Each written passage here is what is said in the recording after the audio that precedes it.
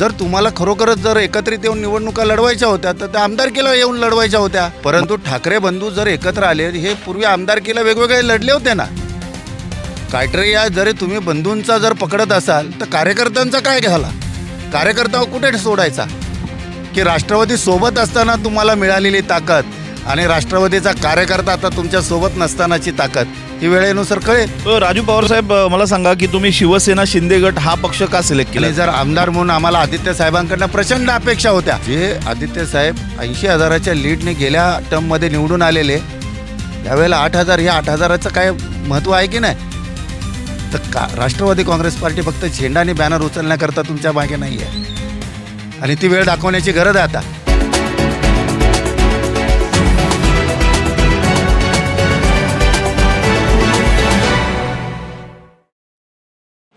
नमस्कार, बातमीकारमध्ये आपलं सर्वांचं स्वागत आहे. मुंबई महानगरपालिकेच्या निवडणुका आलेल्या आहेत, रणसंग्राम चालू आहे.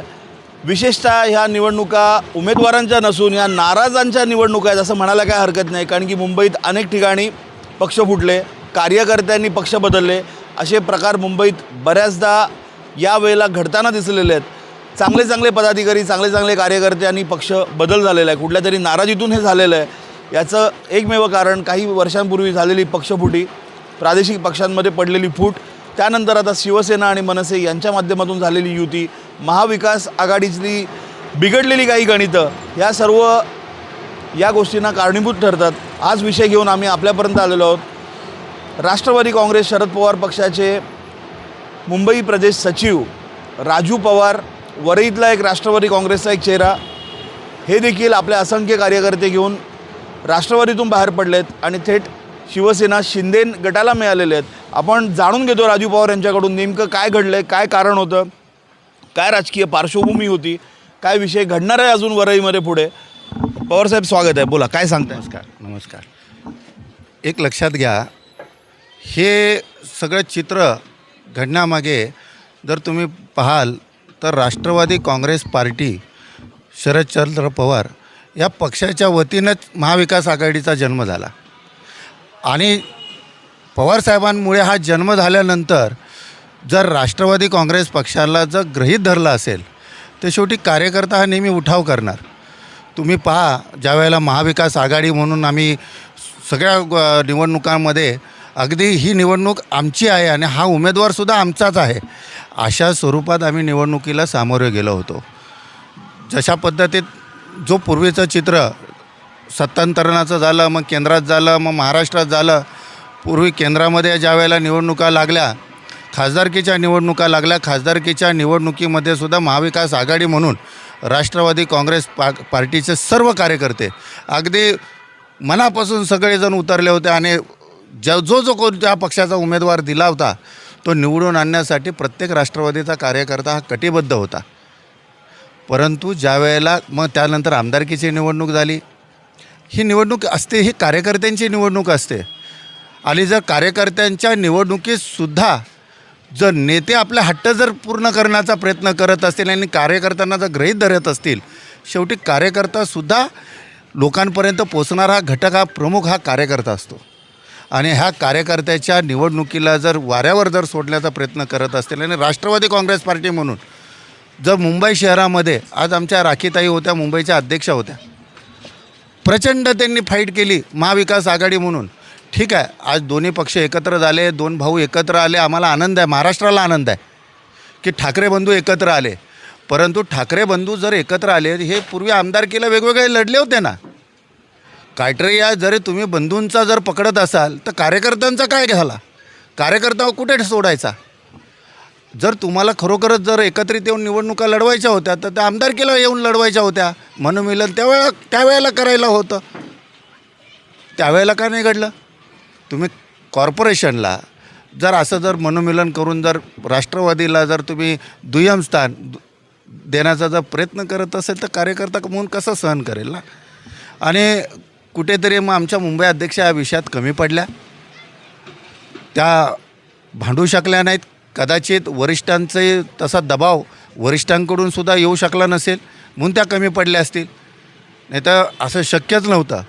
तुम्ही बघा ना, आज वरळी विधानसभेमध्ये आमची प्रचंड ताकद आहे हो. इथे दोन दोनदा आमदार झालेले आहेत वरळी विधानसभेमध्ये. राष्ट्रवादीचा जन्म झाला त्यावेळेला मुंबई शहरातून पहिला आमदार हा वरळी विधानसभेतून दिला गेला. आणि जर वरळी विधानसभेला जर राष्ट्रवादी म्हणून जर गृहीतच धरत नसतील तर वेळ आल्यानंतर आम्ही आता दाखवू की राष्ट्रवादी सोबत असताना तुम्हाला मिळालेली ताकद आणि राष्ट्रवादीचा कार्यकर्ता आता तुमच्यासोबत नसतानाची ताकद ही वेळेनुसार कळेल. राजू पवारसाहेब, मला सांगा की तुम्ही शिवसेना शिंदे गट हा पक्ष का सिलेक्ट केलात? माझ्या माहितीनुसार राखी ताई यांनी भाजपमध्ये प्रवेश केला, मग तुम्ही मात्र शिंदेंकडे कसे काय आलात?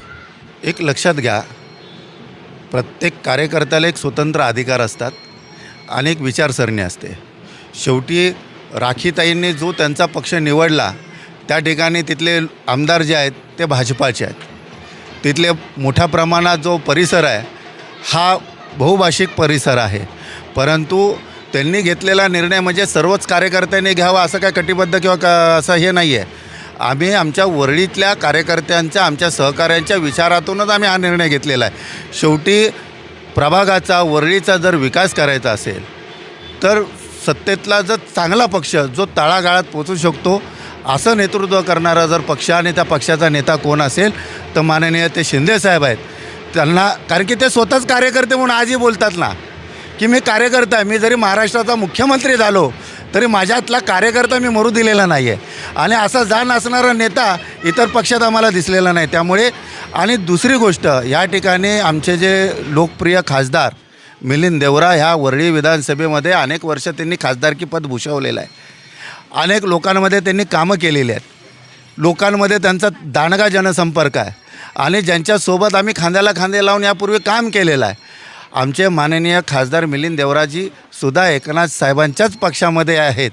आणि मग पुन्हा एकदा जुन्या नेतृत्वालाच नवीन नेतृत्व करून आम्ही त्या पक्षात प्रवेश करण्याचं ठरवलेलं आहे. त्यांच्या नेतृत्वात आज आम्ही सर्व सहकार्याने वरळीतील असंख्य, मी म्हणणार नाही, काही कसं प्रत्येकाला एक विचारसरणी असते.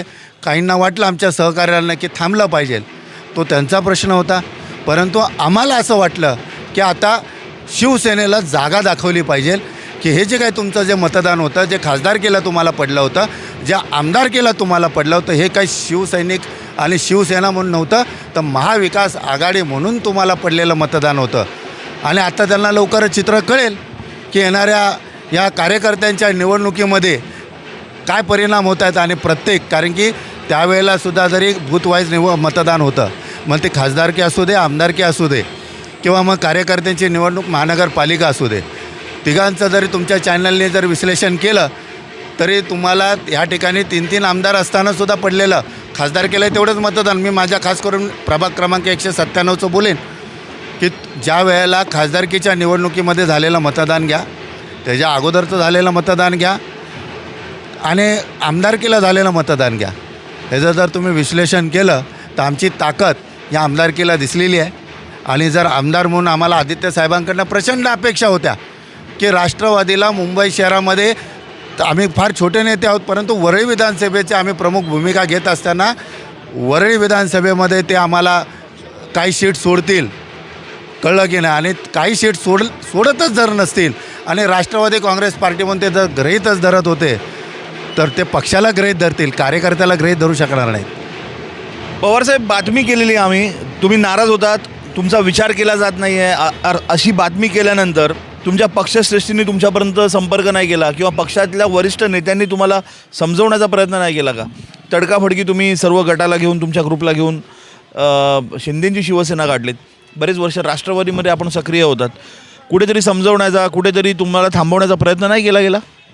निश्चित आम्हाला थांबवण्याचा प्रयत्न केला, परंतु एक लक्षात घ्या, आमच्या पक्षाच्या प्रमुख हे जे काही आमचे जिल्हाध्यक्ष असतील, आमच्या मुंबई अध्यक्षांनी तर सपशेल भारतीय जनता पार्टीमध्येच प्रवेश केला. त्यामुळे समजावण्याकरता जे काय आमचे जिल्हा अध्यक्ष वगैरे ह्या लोकांनी प्रयत्न, पण ते सुद्धा हतबल होते ना. कारण की मुंबई शहरामध्ये राष्ट्रवादी काँग्रेस पार्टी म्हणून यांनाही गृहीतच धरलं नाही. फक्त त्यांना राष्ट्रवादी काँग्रेस पार्टी, आमच्या आदरणीय पवारसाहेबांचा फक्त त्यांना चेहरा हवा होता, त्यांचा झेंडा हवा होता आणि त्यांचं नाव हवं होतं. परंतु त्यांच्या कार्यकर्त्यांना कुठेही त्यांना तिकीट द्यायची नव्हती, हे स्पष्ट दिसत होतं ना. आणि शेवटी मग कार्यकर्ता हा राष्ट्रवादीचा म्हणून ताकद दाखवणं आता एक कार्यकर्त्यांची भूमिका आहे आणि कार्यकर्ता म्हणून आम्ही भूमिका घेतलेली आहे.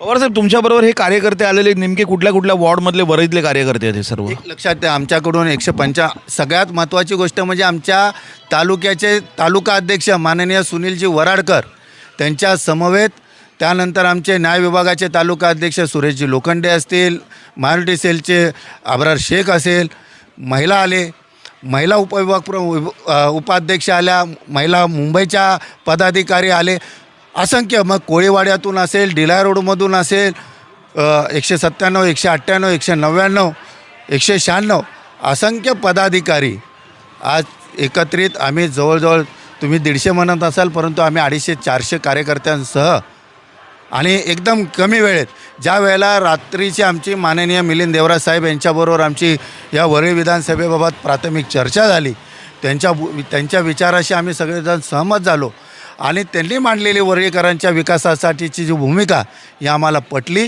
म्हणून आम्ही तात्काळ दुसऱ्या दिवशीच आम्ही निर्णय घेतला. एकनाथ शिंदेसाहेब आमचे अनेक ठिकाणी माननीय मुख्यमंत्री बिझी होते, त्यांच्या हातून प्रवेश होऊ शकला नाही, परंतु आमच्यासाठी पक्षप्रमुख किंवा पक्षाचे जे प्रमुख नेतृत्व हे मिलिंद देवराज साहेब होते, या ठिकाणी आमचे विभाग प्रमुख म्हणून दत्ताजी नरवणकर होते, यांच्या सगळ्यांच्या सहमतीने आणि संगनमताने आम्ही राष्ट्रवादीचे सगळे कार्यकर्ते आम्ही शिवसेनेमध्ये प्रवेश करून घेतला. आता पदापेक्षा लोकांचा विकास महत्त्वाचा आहे आणि आमची ताकद हे शिवसेनेला दाखवणं महत्त्वाचं आहे, हेच आम्हाला प्रथम दिसतं आहे, त्यामुळे आम्ही हा निर्णय घेतला. पवारसाहेब, कुठल्याही राजकीय कार्यकर्त्याची ताकद ही त्याच्या पदावरती देखील अवलंबून राहते. तुमचं राजकीय पुनर्वसन केलं जाणार आहे की नाही, हे मिलिंद देवरांनी तुम्हाला काही शब्द तर दिला असणार की नाही? राजकीय पुनर्वसनापेक्षा लोकांचा विकास आणि जे काय आमच्यावरती आमच्या निष्ठेपायी जे काय आमचे कार्यकर्ते होते, जे काय सहकारी होते, त्यांचे हे सगळे कामं भविष्यात कसे करणार. एक लक्षात घ्या, खासदार आम्ही निवडून दिला, प्रचंड काम केलं, कार्यकर्त्याने ताण भूक विसरून काम केलं. आमदारकी लागली 3 महिन्यानंतर. आम्ही काय आमदारकीवरती दावा नाही ठोकला, जरी राष्ट्रवादीचा जरी हक्क असला तरी, कारण की शेवटी माननीय उद्धव साहेबांचे चिरंजीव आदित्यसाहेब उभे राहणार होते, तिथे दुसरा चेहरा नव्हता आणि एका नेत्याच्या ह्याला विरोध करणं पवारसाहेबांनी आम्हाला असं कधी शिकवलं नव्हतं. आम्ही त्यांनाही हे केलंच ना, मान्य केलं. त्यांच्यासाठी पुन्हा एकदा कार्यकर्ता पेटून उठला, तहानभूक विसरून पुन्हा एकदा कामाला लागला. खासदारकीचं लीड बघा वरळी विधानसभेचं, तेच आम्ही परत जोशाने काम केले आणि त्यांना जे आदित्यसाहेब 80,000च्या लीडने गेल्या टर्ममध्ये निवडून आलेले, यावेळेला 8,000, हे 8,000चं काय महत्त्व आहे की नाही. आणि नंतर तुम्ही विकास कामाच्या दृष्टीने आम्ही कार्यकर्ता म्हणून आम्हाला तुम्ही गृहीत धरत नाही. तुम्ही फंड दिला कुठल्या ठिकाणी, तर आम्ही तुम्हाला याद्या दिल्या कामांच्या, अनेक ठिकाणांच्या याद्या दिल्या. शेवटी आमची कार्यालय आहेत ना, लोक आमच्याकडनं, आम्ही मतं मागितले तुमच्यासाठी, चाळीच्या कामांसाठी ते आमच्याकडे येणार, शौचालयाच्या कामासाठी येणार, लादीकरणाकरता येणार, अनेक गोष्टींसाठी येणार. जर तुम्ही आम्हाला फंड देण्याबाबत किंवा जर फंड देत असाल आणि फंड देत असतानासुद्धा आमच्या कार्यकर्त्यांना, तिथल्या स्थानिकांना विश्वासात घेत नसाल, तर राष्ट्रवादी काँग्रेस पार्टी फक्त झेंडा आणि बॅनर उचलण्याकरता तुमच्या मागे नाही आहे आणि ती वेळ दाखवण्याची गरज आहे आता, आणि ती आम्ही दाखवू. एक लक्षात घ्या, मी शोकांतिका नाही म्हणत आहे किंवा मोठेपणा म्हणत नाही आहे, वरळी विधानसभेतून 197 ह्यांचा विजय झालेला आहे. या ठिकाणी आमच्या ज्या नगरसेविकेसाठी ज्या उमेदवार आहेत, वनिता नरवणकर, ह्या तुम्हाला प्रचंड बहुमताने निवडून आलेल्या दिसतील. सगळ्यात पहिल्यांदा जर वरळीतला जर पहिला निकाल कुठला विजयाचा लागलेला असेल ना, तो हा 197चा लागलेला असेल. आणि आमचा कार्यकर्ता हा निश्चित त्यांनी भूमिका घेतलेली आहे. इथे पद, प्रतिष्ठा, पुनर्वसन, आता हे दुय्यम स्थान आहे.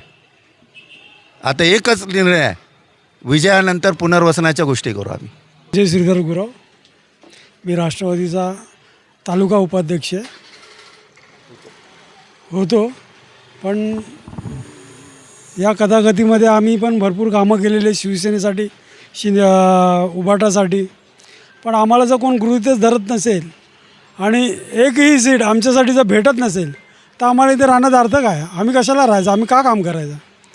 प्रत्येक वेळेला तुम्ही आम्हाला गृहीत धरणार आणि निवडणुका झाल्यावरती वाऱ्यावरती सोडणार, तर आम्ही काय नुसतं अशी सोडलेली मुलं नाही आहे.